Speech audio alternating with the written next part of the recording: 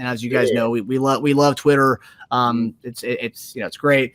But this past week, Kadarius Toney and his kind of his back and forth with Giants fans on Twitter kind of got a little bit out of hand. So Kadarius Toney's gotten into Twitter profanity filled spats with content creators and fans, to which he now claims to have been hacked. What? Yeah. Okay. It could be just trolling from Toney or simply NFL damage control in action. But unless someone is using AI to use his voice and audio responses, it's clearly him getting into some ugly back and forths. I don't know, man. Hey, this AI stuff is tough. It is. It is some. It could be some scary business. Oh my gosh. Well, so there was actually a funny story about the AI. Like we were for our flag football account. We were doing. Someone was like, "Yo, I'll put this Drake song on one of the highlights," and I was like, "I haven't heard this before." And like Instagram will show you if you're playing a song, it'll say, "Oh, it's by this person," even if you put it as a video. Didn't come up. I find out later on this is one of the highest streamed songs on YouTube. It was an AI of Drake and The Weeknd. It was a song that AI made, or someone used their sounds and made a great dope beat. The song was great, and it was all AI. And Drake never actually recorded that song. You are kidding. Apparently, doing that for a lot of songs. Wow. Yeah. Oh my goodness. My goodness. It's not out of the question that someone could have took one interview that Kadarius Toney did and made responses back to, but I don't think that happened. But probable, but maybe not. I don't know. Yeah.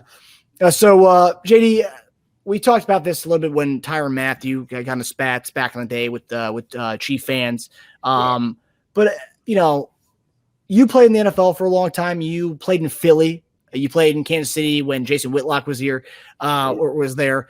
You've been around a lot of criticism, and you've heard a lot of crap, radio, newspaper, all that stuff.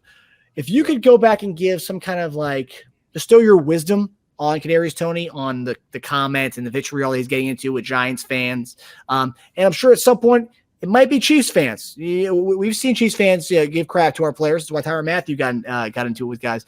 But if you could give your kind of bestow your wisdom on Kadarius Toney as to what's going on with him online, what would you tell him?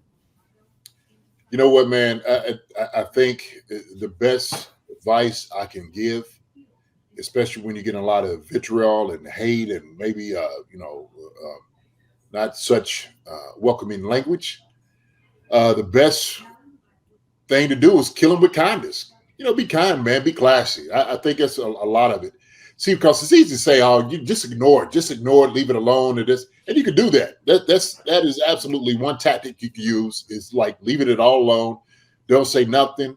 But sometimes these things might just get at you. These might just eat at you, and it may just take that one comment to set you off. Like, yeah, you know what, man? Screw all this. I'm ready to get at these jokers. And then next thing you know, you in a Twitter beef, and all of a sudden people just start piling on. It's just like people are just waiting, that you're in the ring, and then everybody actually gets to jump in and take punches at you. And so that, you're going to get that from the trolls. You may get that from fans. You may get that from, a lot of different people. But like I said, man, probably the best advice is if you can't ignore it, just keep it classy as much as possible, right? Say, hey, man, look, I did this. It's been done with. I'm in this, this area right now. I'm moving on with my life. This is where, and this is what it's going to be. So y'all can be upset. Y'all can be mad at me. But, I'm here, and this is the results of me being here now. Y'all have to worry about me because I'm not back there with you all. And, I always enjoy my time. That's about it. Other than that, anything else outside of those words, and you go, as soon as you say something else, it is going to be a full-out brawl. It is. It's going to be just ridiculousness is going to just ensue. That's what's going to happen, especially on Twitter or, any social media for that matter. But, yeah, man, it's things going to be said. This. I've been pulled in on certain things, getting back at guys like, yo, I got a nice little clever thing to say back to guys. I do. I say some good stuff. I hit some people sometimes. And then I realized, what am I doing? Why am I sitting over here arguing with somebody I don't even know, and trying to make points with somebody who's not even willing to hear you. You know, it's just about taking shots at each other. You know, so that's it, man. He just, you know, you got to play above it. That's what you got to do. Just be above it. So. Yeah, I will say some of the comments that he said, I mean, they were funny. I mean, and the one thing I will say that I've seen with this, and I've seen it before on Twitter, is like the outrage afterwards when the guy finally responds to the hate. Oh, wow, you said this to me? Well, dude, you're in his DMs like trying to call the guy out. What? He responds to you, and now you're saying, whoa, I wasn't expecting this. What do you expect? Right. What? I mean, you're calling out the guy. You don't know the guy. You never played in the NFL. You never played receiver in the NFL. You didn't know his situation with the Giants. You may be a Giants fan, but you didn't know his situation.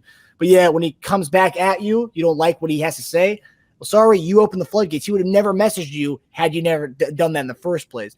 So like the crying fans, the BS, I can't stand that because it's like you approached him.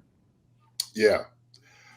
And the thing is, you know, you can't start all of a sudden, oh my gosh, you know, why are you jumping on me? Well, you started this thing, okay? Yeah.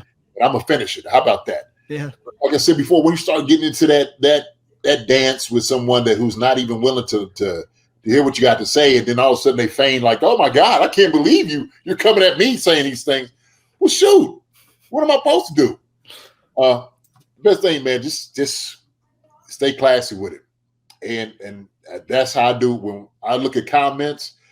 And you know what I can't stand the most is sometimes when I feel like the ignorance and arrogance of what people may say about others. It's like, wait a minute, hold on. Like, I'm not going to let you talk about my boy. You know what I'm saying? If you can say something and I'm like, oh, yo, take it easy, okay?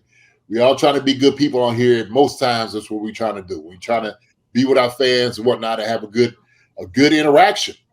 But sometimes it may just go south. And then you just got to feel like, okay, I'm going to pull this sucker out of my back pocket. I got something for you. How about that?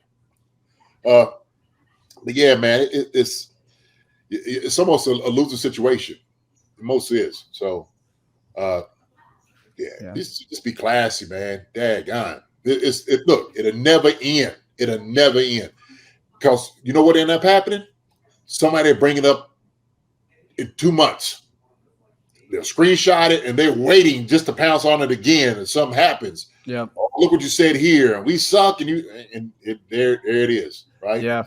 Because let's say he has a bad start to the season. Right. We're gonna get to his play for a little bit in a little bit, but like let's say he's a bad start to the season. Giants fans, oh yeah, remember when Tony said this and like you know. Yeah, I told you so. I told you what you was getting. See, you didn't know, and I was man. Look, don't even play that. Yeah. So it's good to read the comments and maybe don't. Right? Mm-hmm. You got to take. I say that, man. You got to take criticism and praise the same with a grain of salt. Thank you for that comment. Thank you for that comment. Or screw you for that comment. Screw you for whatever. You know.